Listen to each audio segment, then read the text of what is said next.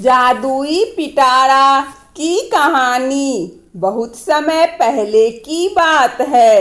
एक छोटे से गांव में राघव नाम का एक लड़का रहता था। राघव गरीब था, लेकिन उसका दिल बहुत बड़ा था। वह हमेशा दूसरों की मदद करने के लिए तैयार रहता था। उसकी माँ का देहांत हो चुका था और उसके पिता बूढ़े और बीमार थे। राघव की दिनचर्या खेतों में काम करने और अपने पिता की देखभाल करने में बीतती थी। एक दिन राघव जंगल में लकड़ियां इकट्ठा करने गया। जंगल घना और भयावह था, लेकिन राघव को उसकी आदत थी। चलते चलते उसे एक पुराना और रहस्यमयी पिटारा दिखा। पिटारा लकड़ी का बना था, लेकिन उस पर सोने की परत चढ़ी हुई थी और उसमें जटिल नक्काशी की गई थी। राघव को यह पिटारा बहुत आकर्षक लगा। उसने सोचा कि इसे बेचकर वह कुछ पैसे कमा सकता है, जिससे उसके पिता की दवा और घर का खर्च चल सकेगा। राघव ने पिटारा उठाया और उसे अपने झोले में रख लिया।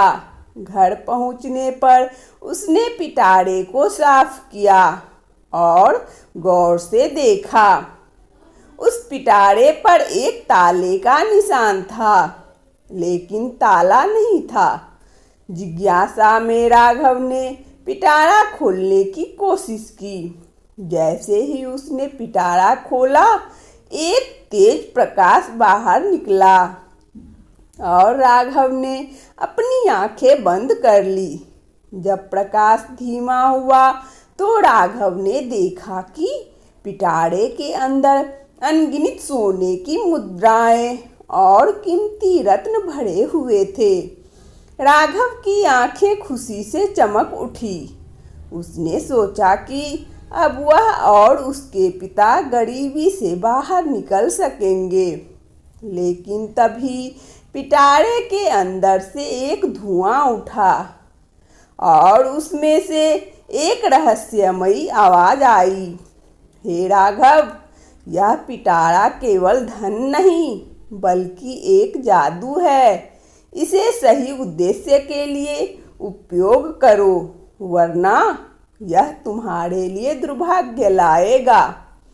राघव इस चेतावनी से थोड़ा घबरा गया, लेकिन फिर उसने सोचा कि वह हमेशा अच्छे काम ही करता है, तो उसे किस बात का डर। उसने पिटारे से कुछ सोने की मुद्राएं निकाली और गांव के बाजार में जाकर अनाज और दवाएं खरीदी।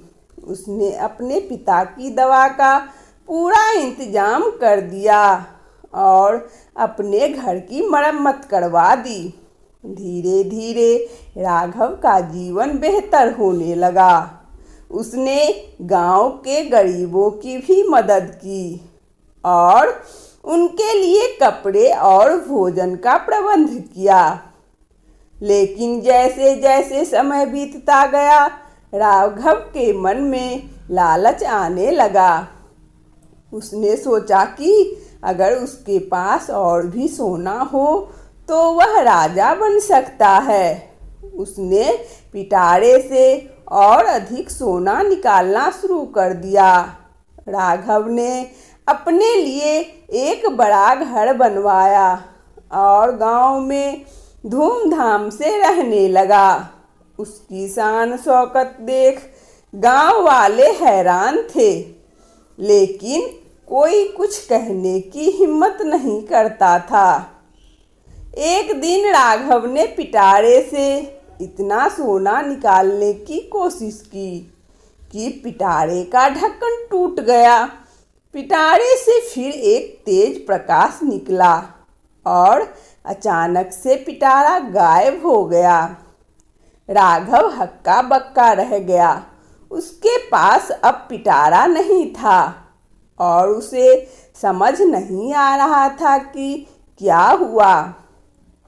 अगले दिन जब वह अपने घर के बाहर निकला तो उसने देखा कि उसके द्वार निकाला गया सोना मिट्टी में बदल गया है।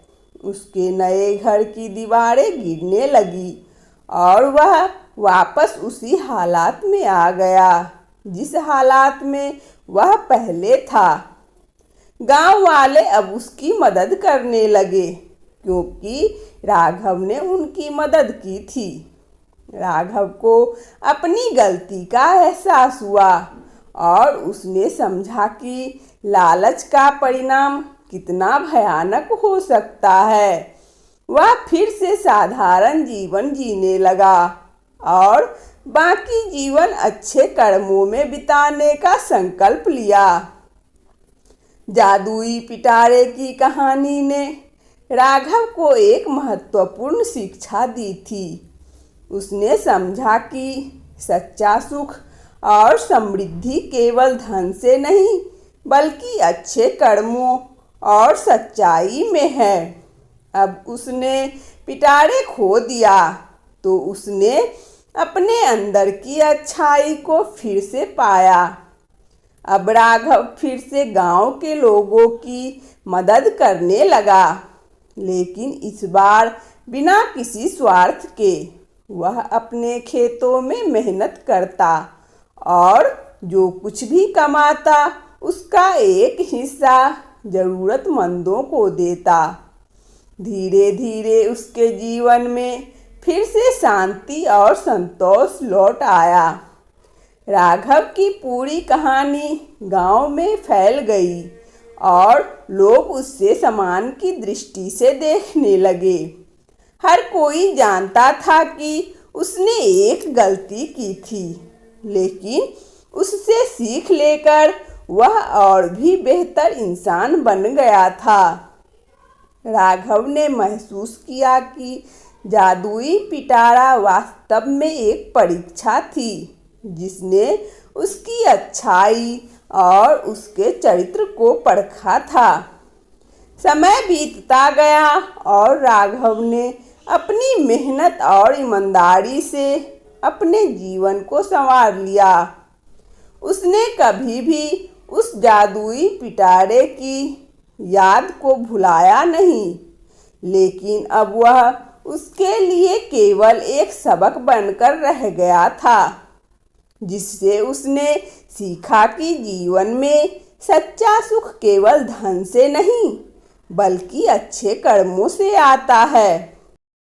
इस तरह राघव ने अपने जीवन में फिर से संतुलन और शांति पा ली और गांव में वह एक सम्मानित और प्रिय व्यक्ति के रूप में जाने जाने लगा था।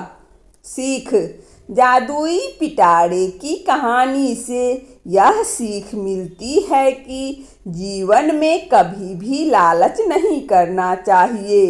अच्छा काम और ईमानदारी ही सच्ची समृद्धि लाते हैं।